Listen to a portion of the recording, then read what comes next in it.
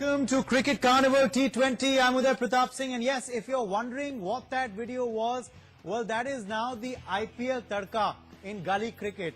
We've known gully cricket to be a sport, a favorite pastime of Indians across the length and breadth of the country. But now you've got cheerleaders there as well, because that's the IPL Tadka that has been inserted into cricket. It's certainly here to stay. And of course, the season 10 extravaganza continues. I'm Uday Pratap Singh, and this, of course, is the show that gets you the latest and the best from the IPL T20. We're going to be discussing about match number 30 in a short bit. Tonight, we'll see Pune take on Kolkata. We'll also be reviewing the washout last night and the impact of that on the Bangalore side and also on Hyderabad. Can they crack the playoffs? Remember, they got 1 point short last night. They had hoped, of course, to get 2 on the board. And if Pune win, well, they'll be off the top 4. So we'll be talking about that, and of course we'll be analysing it by former Indian cricketer and team coach Anshuman Gaikwad. He joins us in the studio. Welcome to the show, sir. Pleasure. Sabah Karim, former Indian cricketer and selector, will also be joining us live shortly from Mumbai. But a quick comment first, Anshuman, on the video that you just saw. It's IPL Tadka, which is there even in gully cricket now. It's amazing what IPL has done to Indian cricket, and probably world cricket. Yeah. You look at so many foreigners coming in and playing, and so many youngsters getting chance to play and rub shoulders with these internationals. It's great, absolutely fantastic. Exactly, and the glamour, the cheerleading, all playing, of course, a part of it. But remember, what's important at the end of the day is the players concentrate on cricket, and youngsters also concentrate on cricket. The glamour always follows, but what's more important, of course, is the game. I want to quickly go across now to our first talking point. Remember last night, saw a no-show. Yes, not even one ball was bowled as rain played spoil sport in match number 30 in Bengaluru, and that affected the home team's morale more than anybody else. Bangalore are in desperate need for a win, and a solitary point against Hyderabad will do little good for them on the points table, given that the fact that their game was on their home turf and they were hoping to bounce back and change the momentum, which so far has looked very disappointing and very disastrous. Virat Kohli would have been desperate to come out to the field after a humiliating loss against Kolkata, but that wasn't to be. Well, Bangalore, remember, have already played 8 matches and they have just 5 points in their kitty, just 2 wins. Remember, they need a series of wins now in the remaining 6 games to stay in contention for the playoffs. Can Bangalore get back to shape and deliver as a unit, or is it too late for them to make a comeback? That, of course, is our first big talking point, and I want to quickly get in Sabah, who's joining us now from Mumbai. Sabah, Bangalore will be the most affected, of course, with that washout last night. How big a blow is this for Virat Kohli and company, according to you? This win is a massive blow for RCB, because now it means that out of the remaining 6 games, they need to win at least 5, and then hope that that one of the contenders for the playoffs, their net run rate is very low. So there are a lot of permutations and combinations that can only help RCB to qualify for the playoffs. It's going to be a big problem for RCB from here onwards for them to go on to qualify for the playoffs. You know, Anshuman, yeah. Not only that, I would like to add something what Sabah said. It's not only winning that they have to. Because ultimately IPL, T20, all the matches, when you come to playoff, it comes to absolutely down to a wire. And that's where run rate comes in the picture. Yeah. So RCB is not only talking about winning those 5, but they have to get a better run rate. Winning big. And you know, on paper, if you look at their batting lineup, it's great. But they just haven't been able to click. Of course, in the beginning, they missed AB and Virat. Yeah. They were out with injuries. They came late into the, into the campaign. But one would have thought that the side would have got going. Chris Gayle had a great showing 2 matches ago. Disastrous last match. I mean, they plummeted to the lowest score in IPL history. So can they bounce back from this? Yeah, of course. You know, it's cricket. And T20, you will not be able to.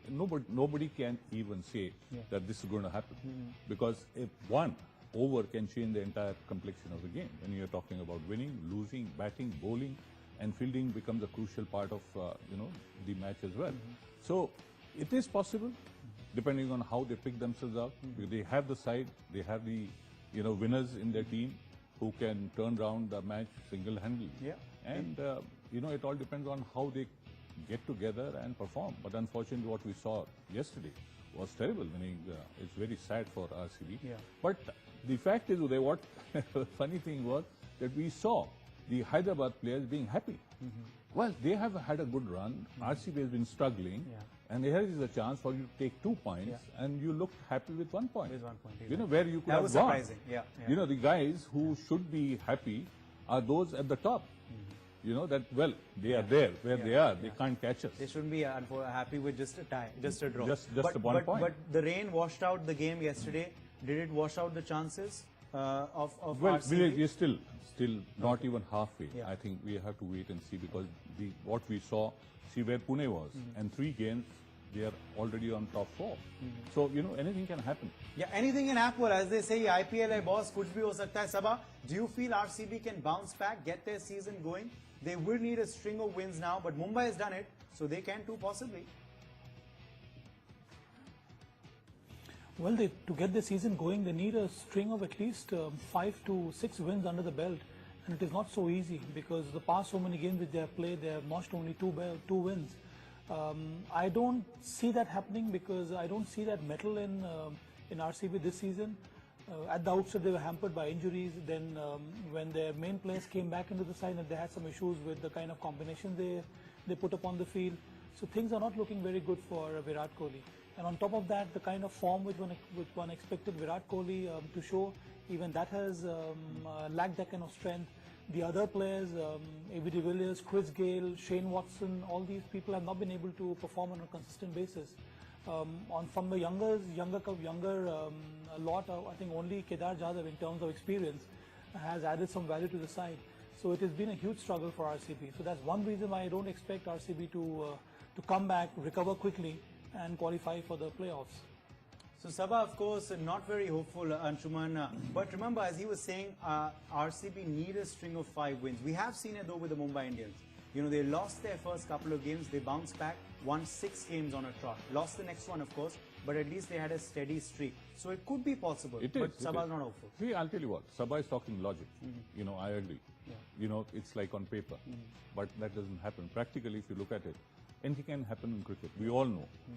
You always say you can't say anything about the result till the last ball is bowled. So, the similar way, they have the mettle. They have not been clicking. They are not gelling well as a team. Their combination probably is not working. The situation, the condition, the wickets, what they would like to have, like they suffered a big loss against Kolkata. Now, that is where things do, you know, turn around. But cricket, if they pick their own, they have their class. You know, I agree. I mean, what Sabha said is, you know, Virat has been struggling and not in form, which is supposed to be. Well, I believe in one thing very strongly, Uday. If you have a class, the form will change. It can come back. But if you have a class, you never know you come back again so strongly. So that is where I feel that, well, it is difficult. It looks difficult on paper. But cricket, you never know. And as the saying goes, form is temporary, class is permanent. Yep. So you never know what might happen with the Royal Challengers Bangalore. Well, we've spoken about one side which was forced to a tie last night. Time to talk about the other. Team Hyderabad were also forced to share the spoils with host Bangalore after a rain-washed out match. Number 29 of the season with a single point added to their kitty. The champions are still on 3rd place after 8 matches. With half of the season already gone, it's time for business now. David Warner will be eager to give it all in the games to come and stay in contention for the playoffs and keep Kolkata and Mumbai on their toes. The orders are banked heavily on their star-studded bowling lineup and runs from their top-order batsmen. At this crucial juncture, Hyderabad will want the intensity from its players on full swing. Will they seal a place for the playoffs? Well, that's something only time will say. But of course, to start out with you, Anshuman, they don't want to be smiling when they've got a draw. They want to have that killer instinct on. They should be disappointed too. Yeah, absolutely, absolutely. You're looking at the position that they are in. You know, they would. If you're doing well, you know, you're in form. The players are doing well. You're gelling well. You're doing well as a team, as a unit. Then why settle for something less? You always look for something bigger and more. Yeah. And that's what they should be doing. Yeah, exactly. Well, they aren't on top place, Sabha. They aren't the top of the leaderboard. They're holding on to their 3rd place for now. Will Warner take this 1 point by strike? Well, for SRH, it is not so bad, because at least, you know, 1 more point added to the kitty, which means now in the remaining 6 games, they need to win at least 3. And if they can win 4, then automatically they'll qualify for the playoffs. So it's not so bad for SRH. And they're a good side. They are the defending champions. They have stringed together a wonderful combination of excellent bowling attack. Plus, they do have the right kind of players, the batsmen who have done quite well for them. There are a couple of area of concern for them. Yuvraj Singh not getting some big runs. Maybe the middle order need to perform on a more regular basis. So these are little issues which they need to sort it out. But I expect SRH to do well and for them to qualify for the playoffs. Their bowlers have done well, but sometimes over-reliance on the top order specifically, Anshuman, can be a Achilles heel as well. Because if they don't click and your middle order is not showing good form, then that leads to a batting collapse. And they can't have that at this stage of the tournament when they're just sticking on to the top, the number 3, number 4. Yeah. True, very true. I mean, you have to be consistent in this game. Then only can remain top. And you think of playing the playoffs or be there. Because if you're going to be inconsistent, like Sabha was saying, that the middle order has not been so consistent. Well, good luck. The 2020 game changes the entire complexion so quickly that one doesn't realize. If you relax a little bit, the match is gone. It's over. And that's where I feel that Hyderabad will have to concentrate. I'm sure they realize, they know about it. Only thing they have to pull up their socks and get going. Indeed. And can Hyderabad keep their top 4 place intact, Sabha? Can they crack the playoffs? Remember, they don't want to be inconsistent right now. They started out the tournament well, coming in as defending champs, won their first match, lost a couple in the middle, but they have kept their momentum somewhat intact. Can they crack the playoffs according to you? Can they make it in the top 4 in the latter stage of the tournament? Yeah, as I said, I expect Hyderabad to remain on course. Because I sincerely feel that they have the right kind of ingredients to qualify for the playoffs and be a title contender once again. Because the side looks very good. It is up to them how to perform on that particular day. But it seems that even when David Warner has not scored runs, the others have put up their hand and they have put some decent score on board. Shikhar Dhawan looks to be in good form now. The inclusion of Kane Williamson has helped them to a large extent. Then Enriques has been extremely consistent. The younger side, someone like Deepak Hoda or Annaman Ojha, all of them are trying their level best to contribute. So it looks to be a well-settled side. That is why I feel that once again SRH should qualify for the playoffs and be a title contender once again. And they're a side who's relied on their bowlers as well. If we talk about Rashid Khan and Bhuvneshwar Kumar specifically, their bowlers have not let them down. Absolutely. I think Bhuvi has been outstanding. Not only that he's picked up wickets at the right time when the team wanted it, but he's been so effective. I think it is something outstanding in this tournament, the way he has bowled. And Bhuvi, especially if you have seen the recent past, playing for India as well, he's bowled well, he's bowled quick, he's bowled accurately. As a captain now, because IPL is a lot about, T20 rather, is a lot a captain's game as well. How he changes your permutations, combinations, specifically in the IPL going forward in the tournament, how he makes dynamic changes, be it in the power play or be it in overs at the death. So do you feel David Warner as a captain has been effective? He has proved, Uday.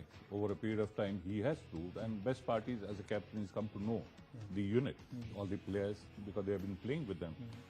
Not only that, but another thing I would say, meaning when I was a coach, it was the team management who strategizes everything, all the moves. You have option 1, option 2, option 3. If plan 1 doesn't work, your plan B is ready, plan 3 is ready. And that is what captain has to do it at the right time. Plus, you're looking at the situation of the game, the opposition, the wicket situation, the ground situation, the weather conditions, and the players who can go and deliver. So there are a lot of things involved as far as captain is concerned, which Warner has done fairly well. This is why I introduced Anshuman Gaikwad as former Indian coach as well, because it's important to get that coach's perspective as well, apart from, of course, his prowess on the field. Quickly, I want to pull up the points table now. If we can get the points table on the screens, I'll quickly read it out for our viewers. Where do things stand right now? If we can get the points table up, there's the points table. Mumbai Indians still at number 1, very comfortably with 12 points in hand. Now, Kolkata Knight Riders number 2 with 10 to their name. Hyderabad, of course, at number 3 with 9 points. Pune at number 4. Now, this is going to be very interesting because if Pune actually beat Kolkata in tonight's game, then they, of course, go above Hyderabad, and they stand tied with Kolkata, and depending on the run rate, they can even go to number 2. So that will be very interesting today. Punjab, of course, remember, is at number 5, Bangalore number 6, And Delhi and Gujarat, unfortunately, bottom of the table with 4 points apiece. Gujarat Lions, remember, has not been doing well throughout this tournament. So that's where the points table stand. Quick take on that, Anshuman. I think Look at this now. you know what we have seen also with this kind of points table. I would have liked to see Hyderabad number 2 and Kolkata going down. Yeah. But today's game, if Pune wins, Yeah. you know they can every good chance of they going at number 3. Absolutely. Not number 2 because the net run rate of Pune is still in the minus. Yeah. Where the other top 3, what we see on the screen, are still in the plus. True. So run rate is going to matter ultimately. Yeah, And that's what you were saying, the RCB point you were making. And in fact, that's why Hyderabad should also not be smiling, because remember, if they had won yesterday, then they would have been at number 2. There would have been no scare for them to actually plummet to 4th place, which is, of course, remember, the bottom of the playoff qualifiers list. So that, of course, is where the points table stands. As we said, all eyes, of course, on the Pune-Kolkata game. What's going to happen? What's the latest coming in from the stadium? Remember, the match, of course, is being played in Pune. We'll get you breaking updates regards the toss and the teams. Analyze that after this break.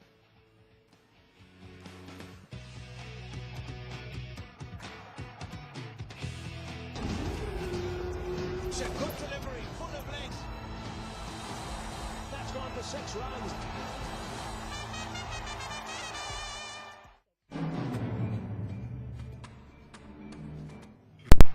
From the break, that of course was a small build-up to the game. The Pune and KKR players getting set for the match tonight. Remember, it's happening at Pune. Steve Smith-led side will be looking to maintain their winning run when they a run in the tournament when they face the star-studded Kolkata lineup in match number 30 of the tournament. Pune registering 3 successive wins. They'll be looking to draw level with Gautam Gambhir's side. Million-dollar man Ben Stokes proved his worth in the last match. They'll be hoping for his consistency, but I have a breaking update regarding Ben Stokes. I'll just get to that in a bit. The likes of Steve Smith and MS Dhoni will be expected also to put up some fireworks. Can Dhoni regain that form that we saw 2 matches ago? That's the big question. On the other hand, Team Kolkata will be eyeing top spot and go above Mumbai in the points table if they win the game. That's going to be big for them. With their pacers on top form, Kolkata would be eager for another disciplined performance and get the better of Pune. And most importantly, they would hope that they win big. But as always, we start with some breaking updates coming in from Pune. So the big news, of course, is that Kolkata Knight Riders have won the toss and they've chosen to field. How do you see that? I think they're again hoping what happened in Kolkata, the way they won the match and the pace bowlers did the trick. They probably hoping the same thing would happen in Pune, but Pune wicket is different, and I'm sure Pune playing at home, you know, they would prepare a wicket which suits them, and not something what has happened in the previous game, and surely not give that advantage to KKR. And considering that because they have back-to-back games as well. Absolutely. So that's one thing, you know, which probably they must have thought and elected to field. And they have the batting power to chase. And like, you know, probably the wicket may not change as much. And these time of the year, you know, there's not so much of changes in the wicket because you're playing day and night, so, you know, it remains the same most probably. So I feel that KKR is looking at something, getting the Pune, you know, under the belt and score those runs quickly, get a probably run rate better and get on top. Yeah, well, I'll also have some breaking updates regarding the team changes. There have been a couple of changes in the teams. I'll get you that in just a bit, viewers. But first, a quick question from Sabah. Sabah, 2 wins under their belt. Can Pune surprise Gambhir and company tonight? Absolutely right, I believe so, because Pune Supergiant have done very well. The way they have mustered that kind of strength and character to win back-to-back games is exemplary. MS Dhoni has found his touch. The pace bowlers have seemed to get their act together. Ben Stokes coming good in the last game is such a positive for Pune Supergiant. Young seam bowler Jaydev Unadkat, for him to come back and bowl that miserly last over and help his side to win was such a huge improvement on Pune Supergiant's bowling attack. Their spinner Imran Tahir seems to be in very good nick. He has taken wickets at regular intervals. He's kind of a go-to man for Steve Smith. So things look quite good for Pune Supergiant. And on top of that, since they're playing at home, I expect them to deliver a surprise to KKR. Manoj Tiwari, he has managed to carve his own niche, coming in at number 5, number 6, and has on so many occasions been the finisher for his side, whether it is putting runs on board or even while chasing. So yeah, so things are looking very good for Pune Supergiant. Okay, things looking good for them. But a couple of breaking updates coming in with regards to team changes. More news that we're getting from Pune. So Ben Stokes is sitting out. The possible game changer who looked great in the last match sits out. That's big news coming in. Ben Stokes is a bit sore. That's what the captain is saying. That's what Steve Smith is saying. So they've rested him in tonight's match. Duplessis comes in place of him. As far as KKR goes, there are two changes. Darren Bravo will be playing tonight. Coulter-Nile will be sitting out. And Piyush Chawla comes in place of Suryakumar Yadav. So Anshuman Gaikwad, breaking updates. What is your first reaction? Well, I think Stokes is going to be one big loss for Pune. He's a brilliant player, brilliant all-rounder. Not only, like I mentioned yesterday also, not only for Pune or IPL.